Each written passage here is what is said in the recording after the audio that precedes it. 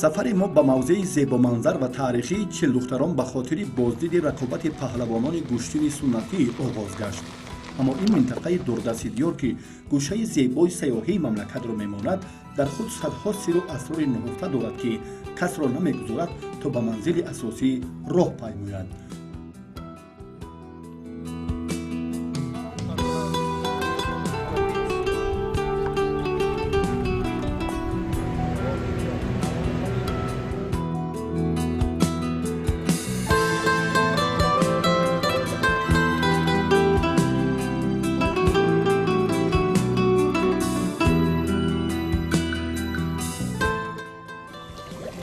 оби софу зулоли чашмасорон, чаҳчаҳи булбулону навои обшорони чаҳор атрофи дара ва сабзпӯшиҳои кӯҳҳои сарбафалак ба ҷон рӯҳу ҳаловати тоза мебахшад.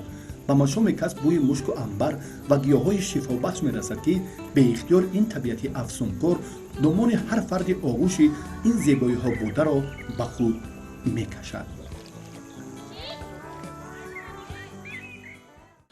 аслан ҳадаф ва матлаби таҳияи барномаи мо дигар аст. сулолаи паҳлавонӣ ва фурдутуввату ҷавонмардии паҳлавонон дар майдони гӯштин дар набардҳое ки барои ҷоизаҳои арзанда дар рӯзи ваҳдати миллӣ рақобат мекунанд.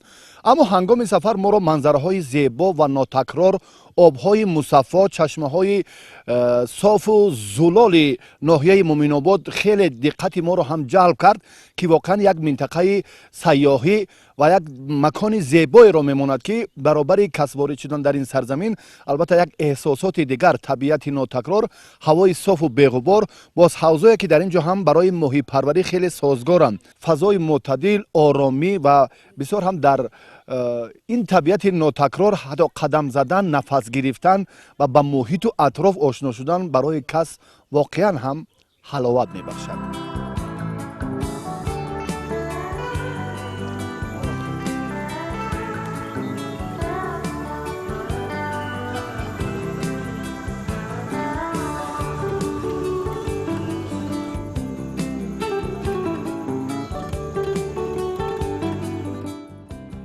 хӯроки наҳориро дар ин ҷо тамаввул кардему хостем ки ҳар чӣ зудтар ба макони сабқати паҳлавонони мамлакат расем.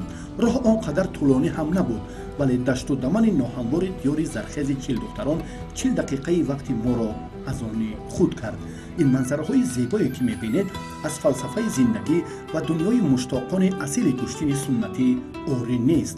ҳамаи алоқамандони варзиши миллӣ аллакай субҳи рӯзи баргузории мусобиқаи ҷоми ваҳдати миллӣ бархе пиёда, гурӯҳи савораи аспу хар ва идаи бонақлиёти гуногун мушкилиҳоро паси сар карда ба деҳаи чилдухтарон ташриф оварданд. филми машҳури рустам ва соҳроб дар ин манзараҳои зебо рӯи навор оварда шуд. дар филми шӯҳратёр қасди интиқоми падарро аз писар дида бошем, аммо дар манзари зебоиҳову табиати афсункор ин маънӣ дар мусобиқа баръакс таҷассум меёфт.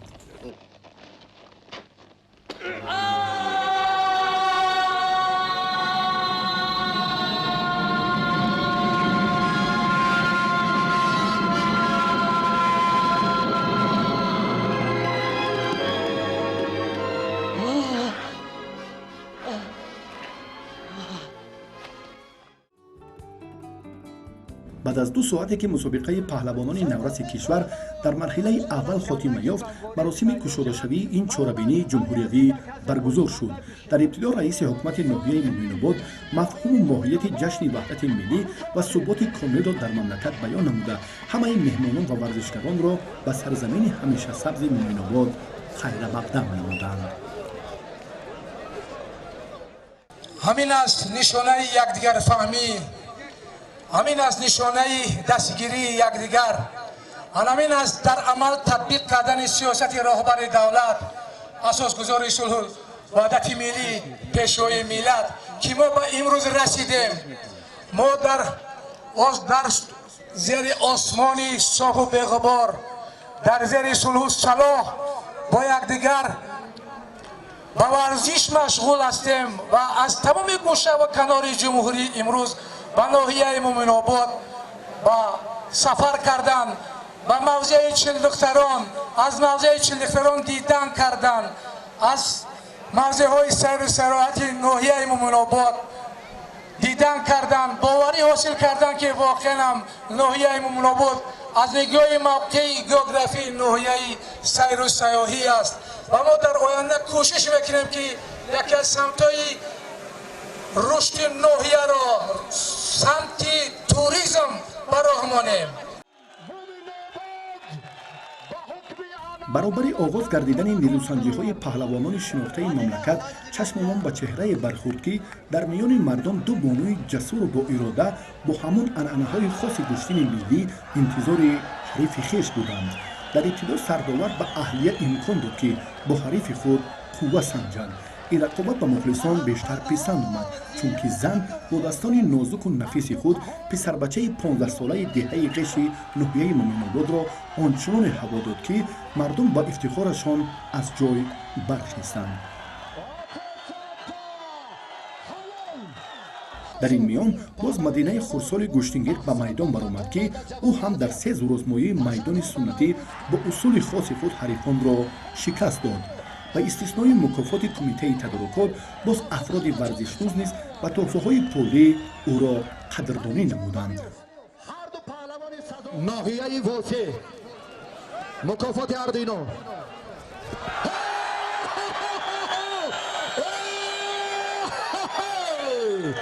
عزیز مرجع جمیل فتوات و اراده قویش را نه تنها در میدان مومن‌آباد بلکه در تمام قلمرو کشور امسال نشان داده توانست.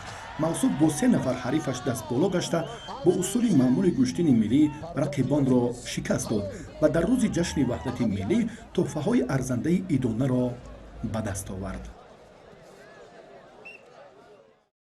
در موضع 40 دخترکان که چنین مسابقه برگزار گردیده شده است و ما از این چهاربین‌ها خیلی خرسند باشیم و امروز من با 3 حریف خودم غالب آمده و شاه جایزه را غالب نمودم و از این مسابقه خیلی خوشحال میباشم. البته چهاربین گشتی ملی در موضع آوازداری 40 دختران با اشتراک بهترین پهلوانی تمام شهرهای جمهوری برگزار گردید. البته در این چهاربینی زیاده از 200 نفر بهترین پهلوانان شرکت کردند و با بهترین پهلوانان تحفه‌های پولی و مالی از جانب کمیته تدارکات تقدیم کردید و این اقدام ادامه دارد و در آینده نیز جهت رشد این ساحه باز توجه خاصه ظاهر خواهیم کرد. آهسته آهسته میدان را رقابت پهلوانان معروف کشور زیب و زینت خاصه میبخشیدند که این برای علاقمندان گشتین سنتی که از تمام مناطق کشور به این ناحیه دوردست کوهستان آمده بودند پسند بود. غنی جان غنیوف و بهرام صوفیوف در این میدان تصادفاً با هم واخوردند. وقتی که آنها در مرحله اول دست بالا شدند طبق عنعنه گشتین ملی دیگر راه برگشت از میدان را نداشتند. با همین ترتیب مسئولین ضرور دانستند که هر دو باز دوباره به میدان دعوت گردند ولی در این رقابت آنها یکدیگر را شکست داده نتوانستند. مبارزه طولانی ادامه یافت و داور آنها را از یکدیگر جدا نمود.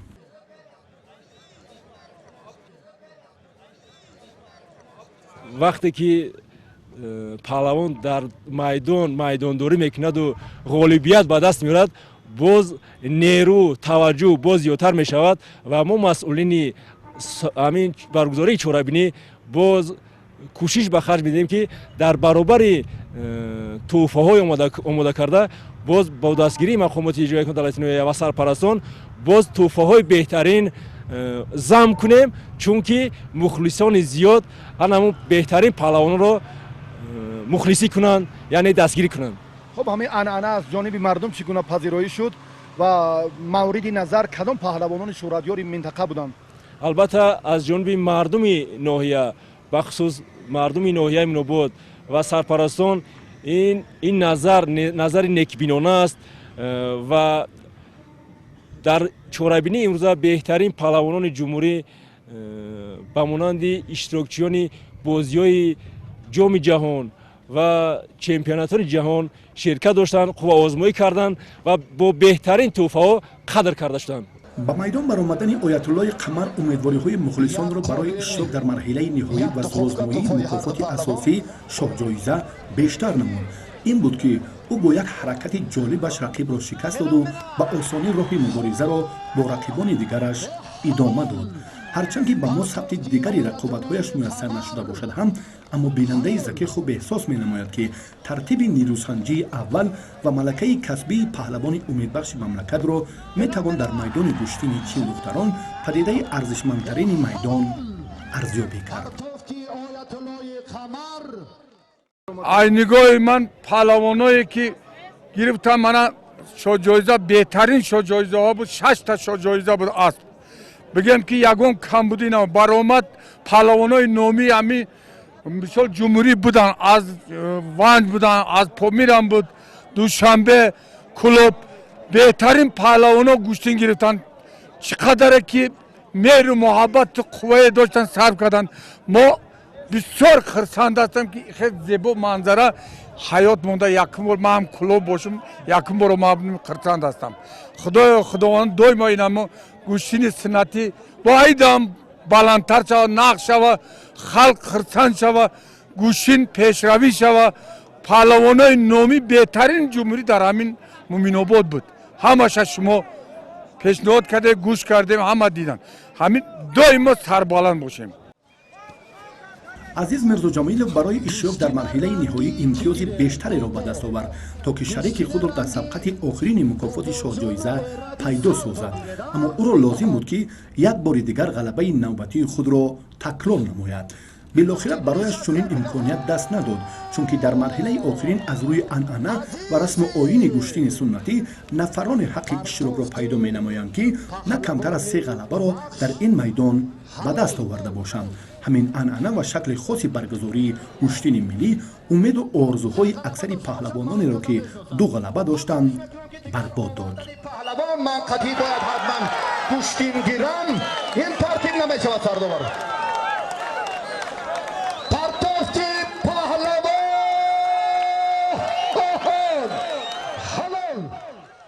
پهلوی من یکی از پهلوانان سابق اتحاد جماهیر شوروی، یکی از مربیان ورزیده که با مرحوم سید مومن رحیموف هم هنرنمایی میکردند که قربان قرار دارند. امروز چی همان لحظه های خاطرات جوانی رو به یاد آورده در گشتین سنتی؟ شور من خسار شدم به گشتین سنتی که با در مثال دهه خشمازاری 40 دختران مومن آباد وطن من گذشت. من به حد از این جوانان امروزه، از گوشتینگیرای امروزه به حد ممنونم، شادم که همه خیلی جوانان برآمده هستند، همه خیلی کادرای جوان ما مثال گوشتین گرفته هستند. بسیار ما خرسندیم. ما باوری داریم که از همه گوشتینگیرا بهترین با پهلوانان ممکن جهان، ممکن المپیادا گوشتینگیرا مثال ببرند. ما باوری داریم. رونق دادن در کاری گوشتین تاجیکی که گوشتین سنتی ما های پدران بابای ما مثال در روزه همه خیلی گوشتین هم میگرفتن. مثال یک گوشتین بیگانه که ما مثال در کیم کشوان در اسرای بین‌المللی برآمده، مثال مثل انا جودو سامبو، مثال انا کورش اینا ازبک‌ها برآوردن که گوشتین ملی ما های انا ما میخواهیم که با ایوادا بلندتر ببریم. همین گوشتین سنتی ما. تشکر. باز در راه امیدواری ها برای راحت مرحله مکافات عالی پهلوانان دیگر عادل سفرов و مقصد بردیوف گام نهادند، اما از هر دو جانب امتیاز و افضلیت رقابت را داوران دیده نتوانستند. نفران دیگری که اسمشان به فهرست بهترین ها شامل بود فردوس نسیموف و عبدالشهنه پهلوان به حساب می رفتند. این تلاش و تکاپوی ورزشگران گرانوزن ختلان طولانی ادامه یافت و در نهایت پیش از سبقت شاه جایزه فردوس نسیموف توسط اصول سریکت پرتافت جالب انجام داد که این عمل او را صاحب مکافات ارزنده نمود.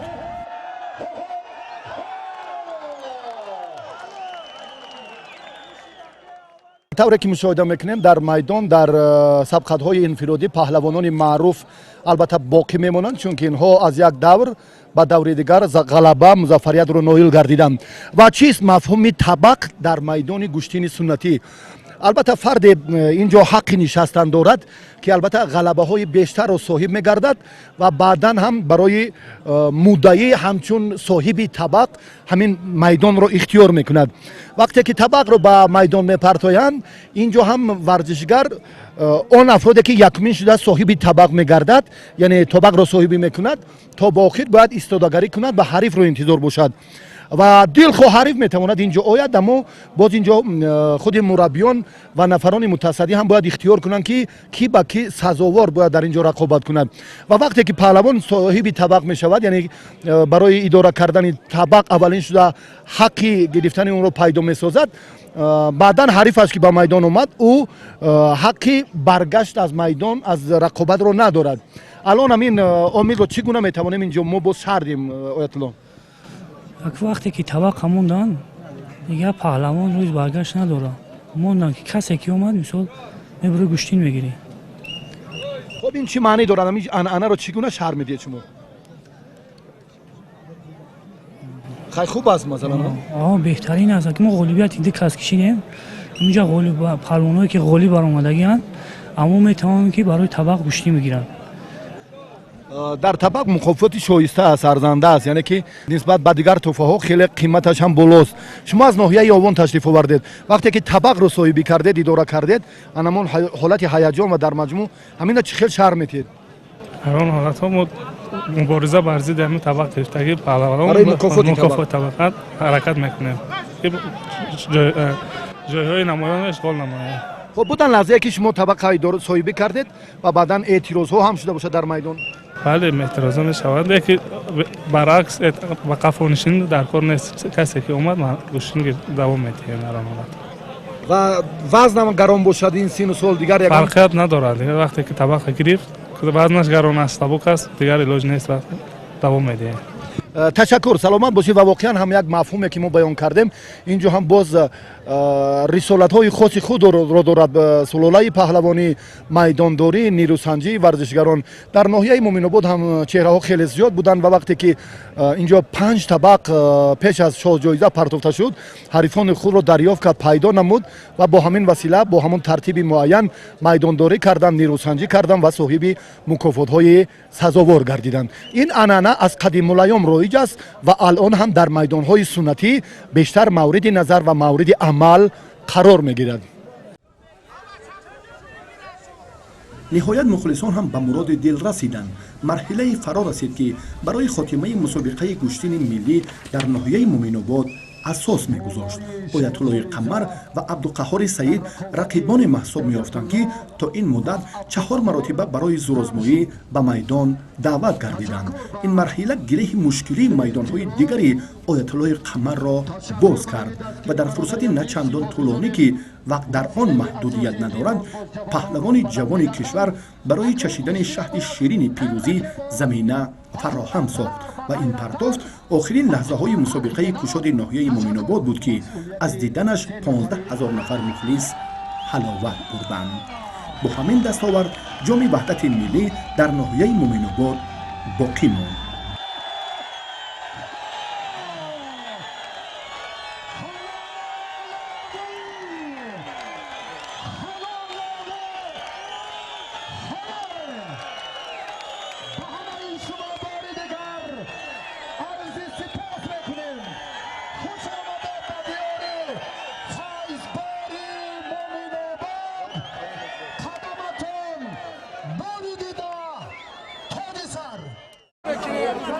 بهترین روز از صاحب توفاشه.